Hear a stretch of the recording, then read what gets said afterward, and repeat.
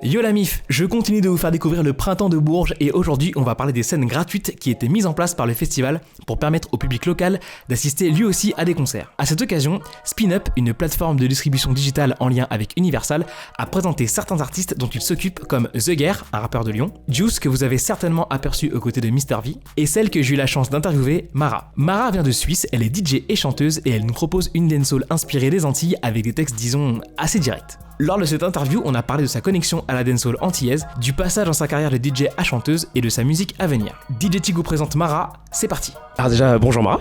Bonjour. Merci d'avoir répondu à notre invitation, c'est cool. Merci, plaisir partagé. On est très content d'avoir avec nous. Pareil. En plus, à Skip, c'est ta première interview. Oui, c'est donc, ça, tout à fait. Donc on est très honorés.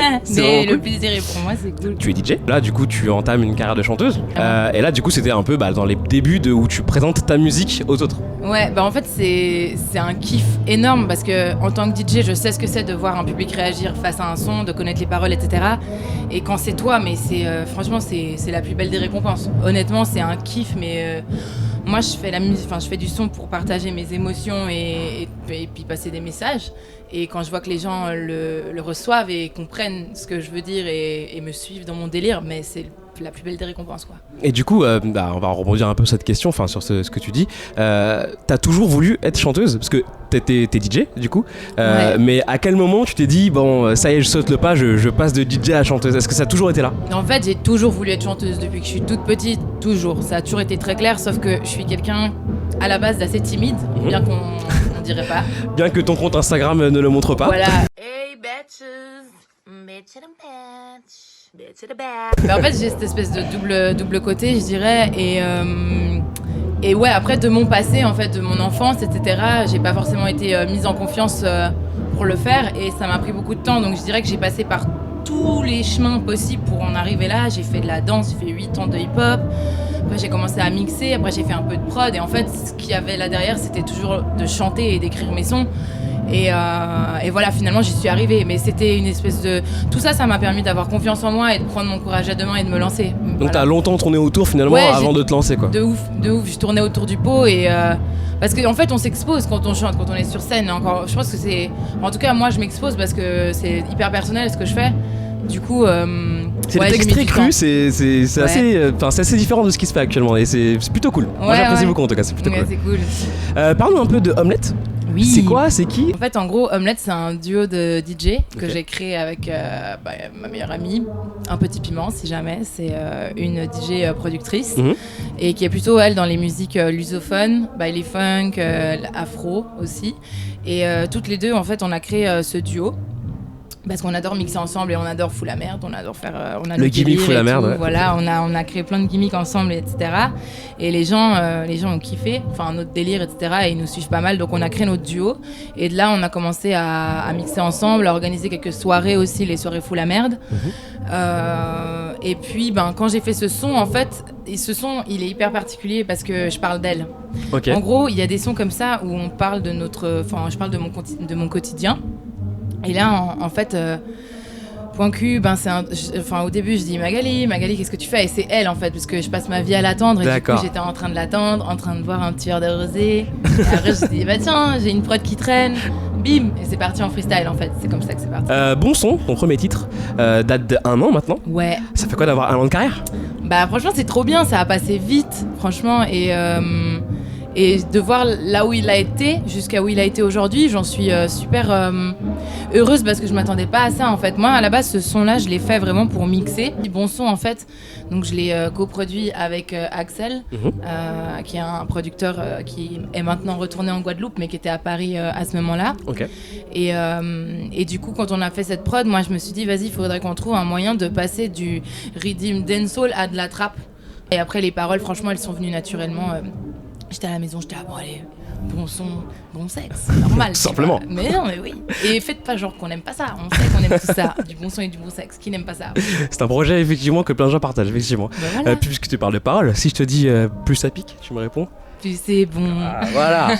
Ça pique, plus c'est nous, donc on fait monter la pression. Donc du coup je voulais venir à cette passion pour la dancehall. Ouais. Comment tu y es venu en fait, parce que t'as l'air vraiment d'avoir digué la dancehall, la dancehall antillaise notamment. Quand on écoute un son comme Bon Son, on sent que t'as vraiment écouté tout ce qui est chata quoi, tu vois, genre vraiment la dancehall locale qu'il faut aller chercher quoi. Donc d'où c'est venu quoi? En fait c'est venu progressivement. Déjà à la base, moi je suis quelqu'un qui est énormément sorti. Donc à travers toutes les soirées que j'ai faites, j'ai été dans pas mal de soirées dancehall. Et c'est là que je me suis fait le plus gros de ma culture musicale. Et c'est vrai que à Genève, en fait, en gros, on a plus la culture du dancehall, mais jamaïcain, côté plutôt anglophone. Et je connaissais pas tant les musiques antillaises. Parce que du coup, ça m'a étonné, tu vois. Je sais que tu viens de Genève, je me suis dit, d'où de Genève, on en vient à se connecter à la dancehall antillaise, tu vois. Ouais, en fait, après, il y a des petites communautés, mais il y en a moins qu'en France. Et après, c'est en venant sur Paris, en traînant de plus en plus à Paris, que j'ai découvert ça. Mais j'avais déjà découvert ça à Genève, en fait. Okay. Genre Soro, enfin bref, des bails là, j'en pouvais plus. Discong, Big Up, franchement, c'est lourd ce qu'il fait. Donc du coup... Donc voilà, et puis après en diguant, mais moi en fait c'est une musique qui me touche et qui me parle et que je trouve hyper enjaillante et assez frontale. Enfin j'aime bien, ils mâchent pas leurs mots mais en même temps ça joue et ça passe trop bien. Et ils disent que des choses vraies, que ce soit pour dénoncer des choses ou pour parler juste de la fête. Et voilà, moi j'aime bien ce côté-là où on se prend pas la tête et on y va quoi. On raconte la vraie vie quoi. Ouais, on raconte la vraie vie, moi j'aime bien ça. Du coup, où est-ce qu'on peut te voir prochainement? Là tu vas faire Printemps de Bourges. Voilà. C'est la 3e scène, donc c'est aujourd'hui. Ouais, et du coup prochainement qu'est-ce qui va arriver? Du coup là j'ai une bonne nouvelle, le 22 juin, je vais me produire à domicile à la fête de la musique de Genève. Elle tremble un peu quand elle le dit, c'est génial. Non mais c'est chaud. C'est cool. À la maison et tout, ouais, je suis genre grave contente, c'était un goal et voilà. Et qu'est-ce qu'il y a d'autre en préparation? Est-ce qu'il y a d'autres singles qui vont arriver? Peut-être un projet? Ouais, alors carrément. Concrètement? Donc là il y a un single qui arrive le 30 avril. Ok. Voilà, un son pour l'été. Allez. Donc avec une vibes dancehall mais plus avec des empreintes hollandaises un peu, des musiques club hollandaises. Du fait que je sois DJ, SoundCloud c'est vraiment une plateforme où on communique à fond avec d'autres producteurs et d'autres DJ. Et je me suis retrouvée à être en connexion en fait grâce à mes morceaux que j'ai uploadés et à mes mix avec plein d'autres DJ du monde entier. Et ce qui fait que je collabore pas mal avec des Brésiliens, avec des mecs des Pays-Bas. Oui, ça dépasse les frontières en fait. Donc ça dépasse les frontières et on est connectés parce qu'on partage le même amour de la musique et on se respecte mutuellement. Et ça, c'est un truc qui est hyper big pour moi. Enfin, je trouve vraiment...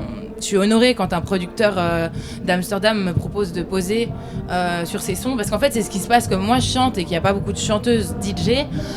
Du coup, ils sont là, vas-y, tu veux pas faire un truc avec moi? Et la plupart du temps, c'est des mecs hyper talentueux, pas forcément connus, mais ça, on s'en fout parce que franchement, quand il y a de la qualité... c'est la musique qui parle après. Ouais, c'est la musique qui parle. Donc là, du coup, c'est un trio de producteurs DJ qui s'appellent Sleazy Stereo, qui sont basés à Amsterdam, qui m'ont proposé une instru. Et voilà, on sort cette pépite le 30 avril, du coup. Voilà. La pépite dont elle parle, c'est Foufoune. Petit extrait. Foufoune dans ta bouche. Foufoune dans ta bouche. Good shit, hein? Il y aura aussi un autre single avant l'été, si tout se passe bien, au mois de fin mai. Donc grosse activité là, Voilà. tu sors un titre par mois quoi. J'ai charbonné. Et un EP en septembre. Ah voilà, c'est ça qu'on voulait entendre, c'est ça. Donc un projet. Il y a un projet qui arrive en septembre. Ok, ça marche. Super. Et écoute, merci à toi. Mais de rien. Bonne chance pour ton live ce soir. Merci beaucoup. Merci. Et puis on va suivre ça avec attention. Suivez-la sur les réseaux, elle est très très drôle. Merci, genre c'est important vraiment. Bon alors je vais le donner si jamais comme ça. Bien sûr, mais c'est le moment. C'est MARA point et 3 tirés du bas. Voilà. Donc vous savez où la suivre. Merci encore à toi. Merci à toi. Yes. Cool. Là c'est ta première interview là. Ouais. Ah merci.